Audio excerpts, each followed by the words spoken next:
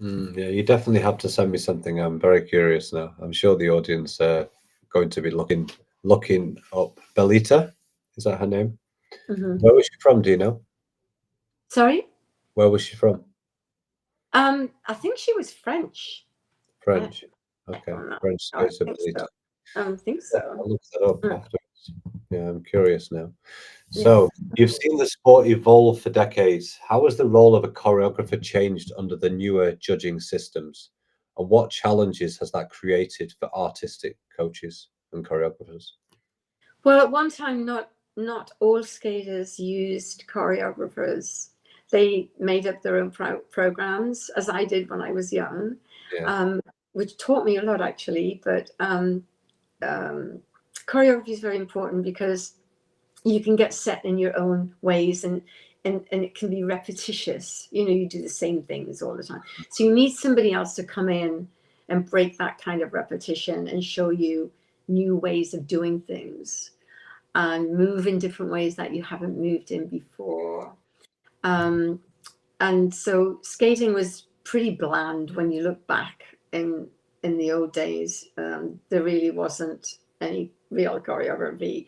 Um, and now in competition, you do get more choreography, but again, like I said earlier, um, you're competing, so you have to do elements, spins, and jumps. So you try to bring the choreography into the spin, like you might have a certain an arm movement or something yeah, with the hand or whatever. You know, you try to bring something into it to set it apart from somebody else. There's not just an element like everybody else. The way that you land a jump, you know. You might land a jump and go to something like, you know, whatever. You know, it's hard to do this on an interview, but yeah, you try to keep the choreography going without distracting them from their elements. But even today, I mean, you very rarely have a choreographer mentioned even on television unless they're already very, very publicized, very famous, and they've worked with champions, which is not always, we don't always get that opportunity. I mean, I've had quite a few champions, in about 45 actually, medalists and champions that I've choreographed for. Um, and Jenna McCorkle, she was champion of Britain 11 times. Kevin van der Perren was Belgian champion. It was a challenge to work with him because, you know, he, to me, wasn't, he's a fantastic jumper, fantastic energy, and always wanted to do original things. But as yeah, far as body movement and things, we had to work a lot on that, and turned out really great. He won the long program in Skate America and was second in the short, something like that. He ended up second.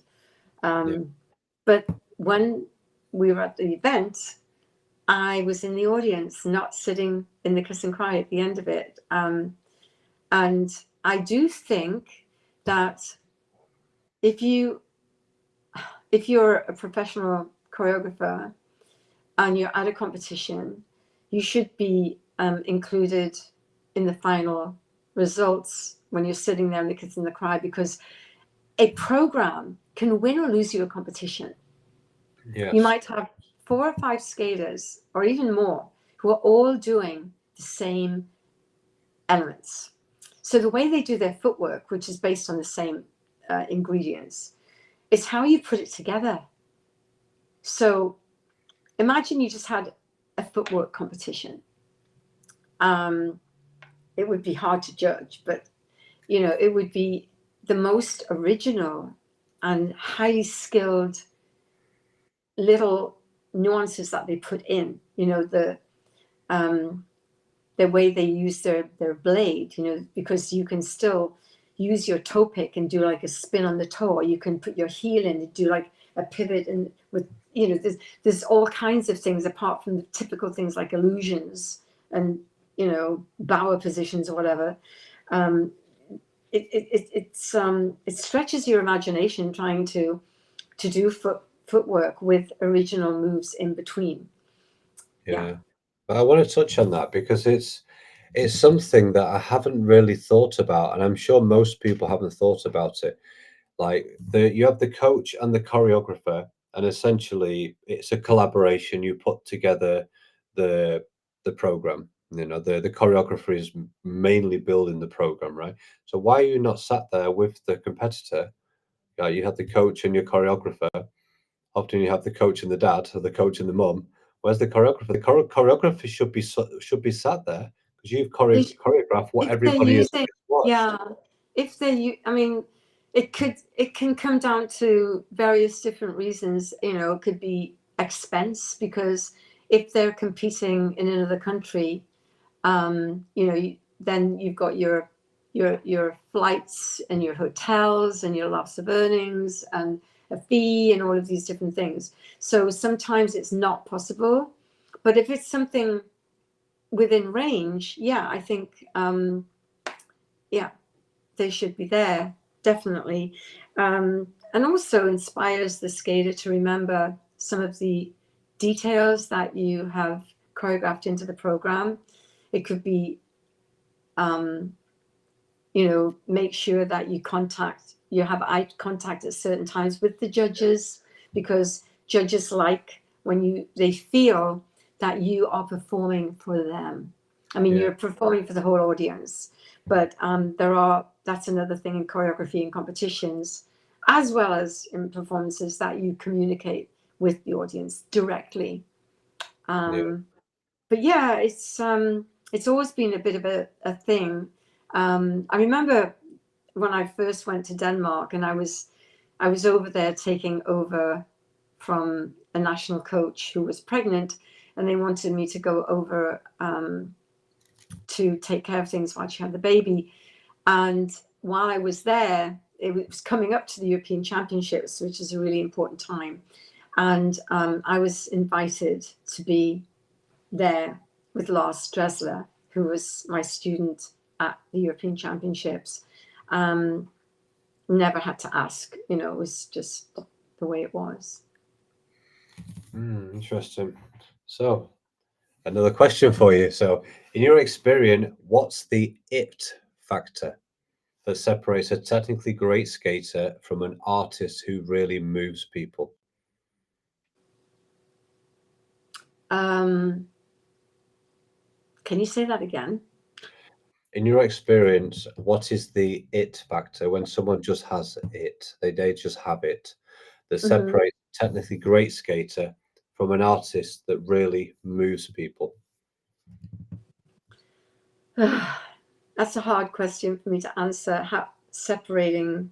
I mean, Or there are skaters who have like, you mean like who have like a natural talent? yes, or we can think of it in a different way. Like, what would you say is the it factor that some skaters have when they just you want people to say they have it?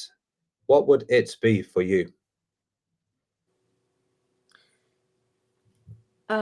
It's a charisma.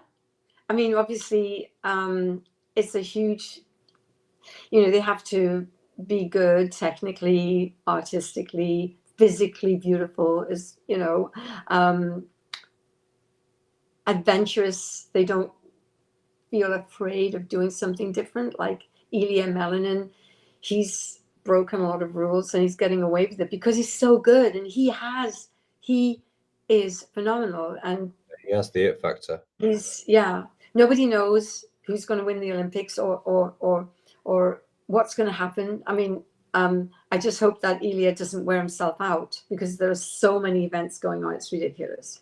Yeah, It's too much, actually. I think it's far too much. I think they should minimize the amount of competitions that there are, because the skaters can become worn out before the most important one, which, you know, you have Europeans, then Olympics, then Worlds, and before that you have your own nationals as well. You know, so they have a lot to deal with mentally, physically, incredibly tiring on their bodies. You know, so they have to be very well nourished, very well taken care of physically, you know, probably have lots of massages. I hope they do. yeah, Yeah. And it's a strain on the body because the type of elements they do now, especially with the men doing all these quads, you know, It's really It's unbelievable, isn't it? impact, the impact on the body, like, what is it, 8 times your body weight when you land a jump. But also you have spinning, which, is incredible positions, these positions that they have to get into now from one position to another. And for the girls, these Bielmans and can create back problems, neck problems, all sorts of things can happen. What I really miss seeing while we're on that is I miss seeing somebody do a really beautiful arabesque, what they call a spiral in skating. Yeah. They used to have a change of edge spiral, which just takes a tremendous amount of control.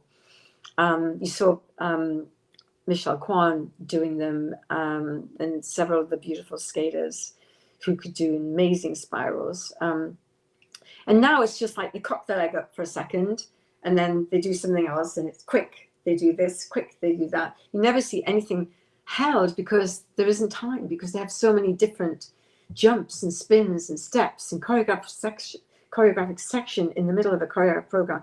Robin Cousins spoke about this recently, saying he didn't understand a choreographic section.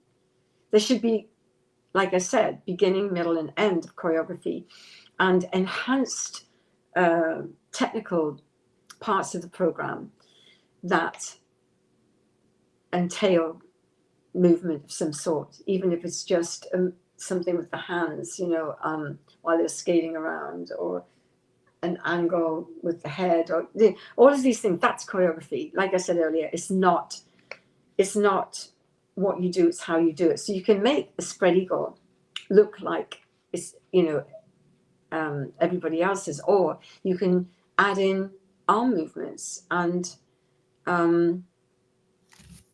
spirals that can have different hand movements that make them look like a bird or a some other thing. You can use your imagination, because most people just have their arms stretched out, or one arm in front. It reminds me of my little kids when they're learning to do a spiral. Some of the positions they get into, and their foot's hanging down, and I mean, these questions can grow from one thing to another, as it is, which is great, because you cover a lot of different things that often never get talked about. Yeah. So here's one that maybe never gets talked about. So even the best artists hit creative walls. When that happens for you, if that happens for you, how do you get unstuck and reignite your inspiration? Can you say that once again, the beginning part? So even the best artists hit creative walls. So when you creative walls, like you can't walls. I thought you meant wall. walls. You're like, I don't have any inspiration. I'm like, I need to take a break. So when that happens for you, if it does happen for you, how do you get unstuck and reignite your inspiration?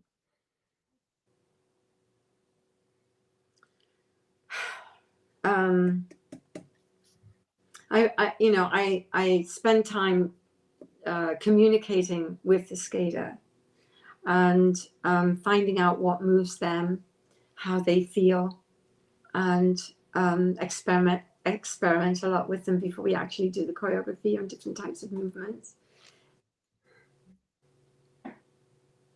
So you've hit a creative wall now, haven't you? Huh? You've hit a wall now. You're like, I don't know, because it doesn't happen very often. That's why, probably, I imagine. Well, we'll move on to the next question. So, if you had unlimited resources, all the money in the world, any skater, any music, full production, what would your dream program look or feel like? Well, again, it depends on whether it's for a competition, or which, is always great to do. But my ambition would be to have my own show, and I would do it like nothing else. And I have it all in my head. My great computer in here has costume designs, lighting, some of the skaters I would have picked out, but it would be choreographed in a way and produced in a way that has never been done before.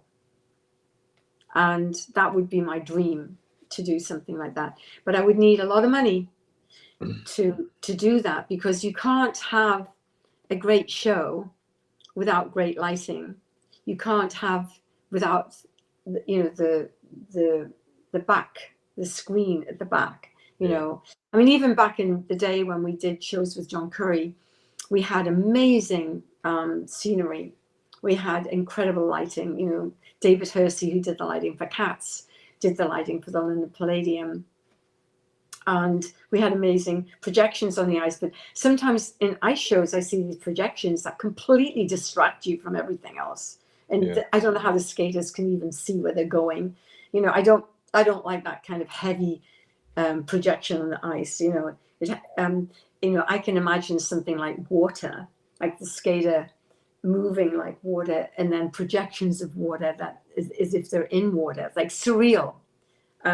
Yeah, so what I would want to do would be something very surreal, but very beautiful, which would also mimic nature itself. You know, when you look at all these incredible creatures that are thousands of meters down below the ocean, living without oxygen and light, you know, they light up, don't they? They've got their own energy, and it's incredible. So those things inspire me to create the creatures from nature that we very, it's like another world, isn't it? I don't know whether you've seen a lot of those things where, you know, you've got these incredible creatures with tentacles coming out of them, or they're transparent, or, you know, they've got lights, and it's incredible reality. And so those kind of things can inspire me, as well as other things, of course. Yeah. Well, I hope you get to bring this idea to life one day. I hope so. I would really like to recite you these poems that I have. Yeah, we forgot the poems. Let's do a poem. That would be great. Okay, so the first poem starts off, and it kind of like flows into the other ones, and it's actually how I took a line out of a poem for Liz Yoshiko Schmidt's piece, When Atoms Embrace, and it's from a poem. So I'll read them now. Okay. Lay me in a field of wild flowers, let the scent perfume the hours.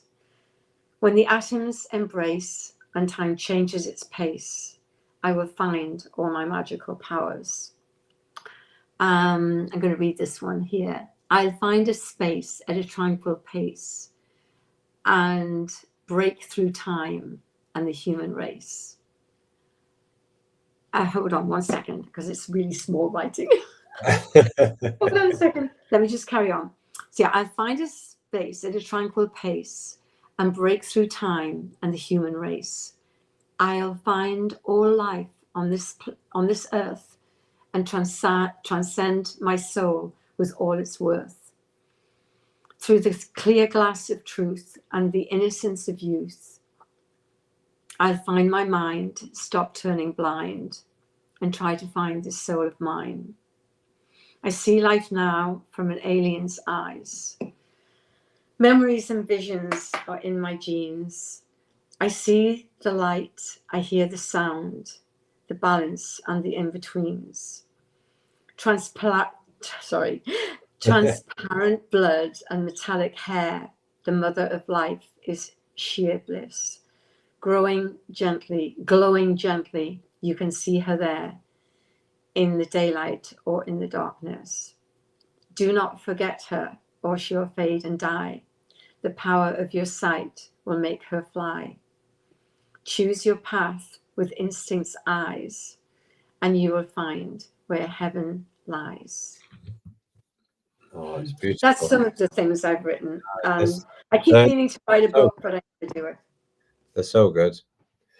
Yeah, I've tried writing poetry. It's not really for me. Now I just used ChatGPT to create everything. Well, when those poems come to me, I might be in the car and driving, and suddenly I think of something, and it'll be like one little verse. I had one of my poems published in a book called The Naked something, Naked Earth, or I don't know what it was. Yeah. I never got the book. I should have bought the book because my poem was in, but I never did. But that poem was about the earth and the beginning of the earth and what we've done to it. Yeah. There's another thing like what's this one? It's more of us humans, less of the wild. Soon the world becomes a newborn plastic child. And what is happening? I wrote that like 20 years ago. And what's happening? Babies are being born with microplastic particles in them. Yeah. And I wrote that from God knows where. I mean, where did that come from? Where did that, that verse come from so long ago? That's becoming a reality. I think, from instinct and seeing life from another kind of way, which is not just human. Beautiful, beautiful. Okay, so let's move on to another question. So you said that great choreography can be life-changing, yet choreographers are often the unsung heroes of skating. Why do you think their role is still under-credited in the sport? Well, I think it's getting better. I know that there's a big thing on now about music, about all kinds of things because of AI. They can do anything, and the original musicians, choreographers, writers, creators can be mimicked. And that's really unfair to the original creators who are people, It's a big subject at the moment. And yeah, I think a lot of people are speaking out about it now. Yeah, there's huge changes going on in all industries at the moment with AI. Because even music, you can put a piece of music, it can just change a few bars, and then it's an original, although it's not. It's only going to get more and more crazy and more. We don't know where this is going over the next years. I know some of the singers are really crying out about it because, they are the seed of everything. The seed that grows in real live humans, and I don't understand how I can talk to AI, ask AI anything I want. And it comes up immediately. Nobody really understands it, how it's ever. I mean, I sometimes think that maybe there is life on Earth from another planet who's helped, because look how much technology has evolved in the last 20 years. I remember when I came to America, I had a flip phone and they just came out, so Yeah. Computers, I had a computer, yes, long before that, but the iPhone now is 5G, and we can photograph and video every single thing that we do, and remember it, which I wish I had myself in the years that I skated the most, and times when I was creating things, which I have now, but I have a lot of photographs. But kids now, they can document everything. Yeah, it's a great time. That's why I've always tried to get as much video as I can from all the things that I've been doing. So then it's there, then, isn't it? You don't lose it. But it's been a crazy time. We've gone from no phones to having internet. I was just talking to my mum the other day, yesterday. No, not the day before yesterday. I said, Do you remember, like, years ago, before the internet, you only knew what you could see with your own eyes in your own Yeah, city. Now you yeah. can see the whole world and everything that is going on around the world, and that's just is normal. We just take it for granted. Well, that's the thing. I mean, people take it for granted. You know, everybody's glued to their phone, you know, all the time practically. Um, and now somebody sent me something about 6G, which will not be. I mean, the thing is, your phone is reading you. Like everything I say and do is recorded.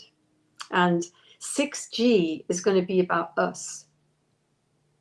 So I think it's getting into the brain. Um, I scientifically interested in the pineal gland, and I'm not going to go into it now, but apparently 5G, apparently Wi-Fi, which we can't see, it's all over, isn't it? It's everywhere. And we can't see it, but it's going right through us. It's in our brain, it's everywhere. And apparently they say that's destroying the pineal gland, which is like our antennae. It's our connection. It's like our instinct. It's like what animals have. They can sense things from, you know, dolphins, whales especially have amazing pineal gland. Yeah, Um, and most people don't even know they've got one. yeah, So, so in my posts, I often put things that are about things like that, or about our fascia, you know, the way our bodies work inside. And we're not just a brain and heart. It's our whole body is operating together all the time. We have memory all over us. It's a very big subject to go into, though, so we won't go into the whole thing now. It's yeah. too complicated. We'll It's move very on. interesting. We'll Mm. move on to something different. So there's often talk online about the best choreographer in the world. Do you think artistry can be ranked, or is that missing the point of creativity? Say that once again. I said The there's often talk online about the best choreographer in the world. Do you think artistry can even be ranked, or is that Ranked. missing the Oh, point? I see. Yeah, ranked as in first, second, third, fourth, fifth with choreography, or is that Well, missing the point? I'm sure that there are many beautiful choreographers. It just depends on how lucky you are to, or how you promote yourself, um, how you offer yourself to skaters, and you know, it's another little difficult subject because I don't want to touch on anything personal. But you know, if I have, like last year or earlier this year, I had a girl from Taiwan, and she was very inexperienced, but managed to create a really lovely program for her. And she was very receptive. And she actually won a medal in a competition, so they were over the moon. But it worked out beautifully. And she was no one I don't mean that personally. I mean, she was not a big name in skating or anything. But then you could have somebody, you know, who is really famous and choreograph for them, and then you get a lot of publicity, and you get, you know, and the more people you can attract from the work that you do with that one person.